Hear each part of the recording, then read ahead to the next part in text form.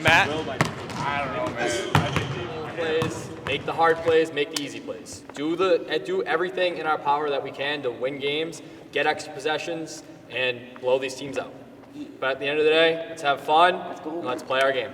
Ari, you got anything? No, All that's great. Let's go work! My name is Ari Geller. I'm from Detroit, Michigan, and I am the associate head coach for the Syracuse men's club basketball team. Yeah, I fell in love with basketball because it's just different in the Midwest, I think. Like growing up a Big Ten country, my whole family went to Michigan State, and like that's what you do up there. And there's not much else to do in Michigan aside from, you know, go swim in some lakes and shoot hoops. Growing up being a Pistons fan was largely agony. The Pistons will suffer their 24th consecutive defeat. 117 to 106, just over a minute left. And the Pistons' losing streak has reached 25. Yeah, we're not 2-26 bad. You know what I mean? Like, no way are we that bad. But recently it's been a lot better. Cade Cunningham is the best basketball player on the planet, and I'm about to die in the New York City streets. Like that grit and that toughness, you know, it's something that you don't really get anywhere else. You know, it's different in Detroit. So I fell in love with it that way, and then I fell in love with leading when I, you know, started working in a kitchen. So. Oh my God, the first day. Oh, you guys are hard. You're Elijah.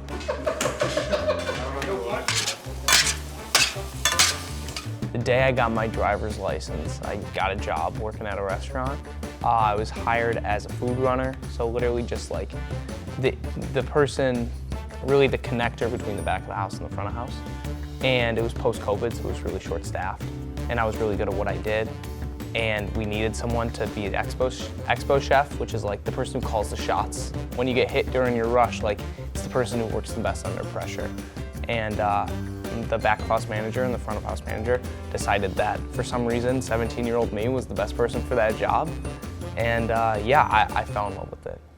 So was this your specialty when you worked in the kitchen? Yeah, well, this was like my restaurant signature. Like everybody, all the old people, because it was predominantly old people, like they would come in and order this so many times a day.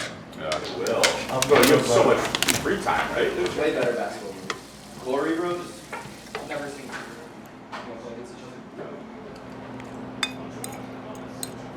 The thing that I learned there, which I take a lot of pride in on the basketball floor too, is just that I believed in the people around me. And like I knew that they could do what they were hired to do, you know, even in situations that had the most pressure on them, even when they were being overextended to the max. And I feel like that on the basketball floor too. Like every guy that is on the team, we chose for a reason. You know, there were 150 people who tried out this year, we took 6 of them.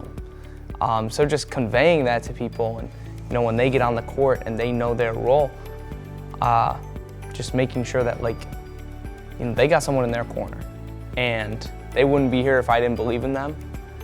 And I know that they have such a high ceiling that they don't even know what it looks like yet. And so I definitely learned that from the kitchen, and being able to bring that to the basketball floor is, you know, something I never thought I'd be able to do.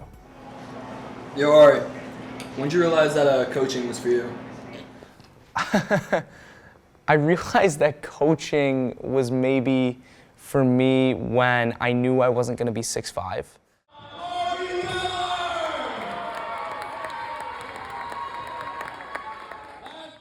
wasn't the best player on the floor, but I absolutely loved the nuances of the game. Elevator. AR, as you're setting the elevator, Jack, starting the game with a wide open three. Got it? Nice job, Ross! Go! Run! Come on, E! Come on, E! Let's go! Let's go! Nice job, Webb! Nice job, Webb! One more! No rush! No rush! Yeah, right there, nice job. Let's go. I'm gonna push you guys to your fucking limits, but you need to come with me. Okay? And then I realized that I wanted to coach when I knew that, like, I just knew how vulnerable you have to be a good basketball player. And I just fell in love with it. Basketball, I feel like it's the most cerebral. And you have to be the smartest to play basketball. And you have to be decisive to play basketball. And you have to be intentional. and you have to be able to process information at a much higher level than most other people. I'm obsessed with performance at the highest level, whether that's, somebody on stage singing, whether that's an actor, a basketball player, right? I think performance at the highest level is just so amazing, and just to see all the work that someone has put in come into fruition on the big stage is so cool. And I think that the rawest example of that is basketball. And that's probably the primary reason why I love it so much. 7-16. Come on, Nez. Come on, get low, get low.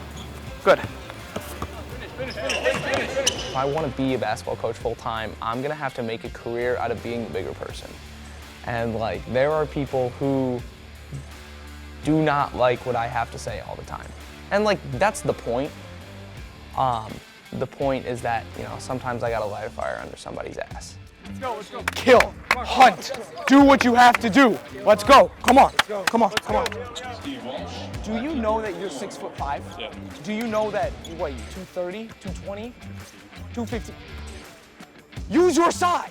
It's timely too. Maybe there's some recency bias, but Dan Hurley, it's guys that there's no guessing. You know exactly what they're feeling. You don't have to guess at all.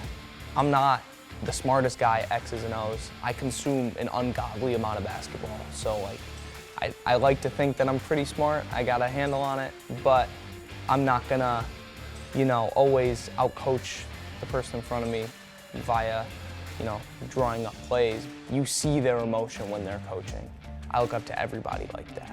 It was such a pleasure to grow up and be a fan of the Michigan State teams that are coached by Tom Izzo. And that definitely shaped kind of how I perceive coaching, how I perceive good leadership. But really, it's just all the coaches that coach with their heart on their sleeve.